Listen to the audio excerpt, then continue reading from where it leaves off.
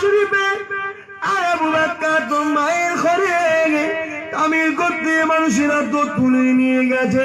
তাই নবী আমার যখন বলল আবু বকর, নবী পাকের আওয়াজে সারা এলো না, নবী পাকের ডাকে কোনো জবাব পেল না।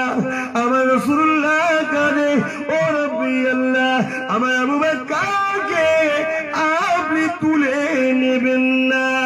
একটাই মানুষ আমাকে নবী বলে, আপনাকে আল্লাহ বলে, ইমানের নূরে কলেমা পড়েছি। আল্লাহ আমার আবু বকরকে তুলে নেবেন না, আমার আবু বকরকে তুলে নেবেন না।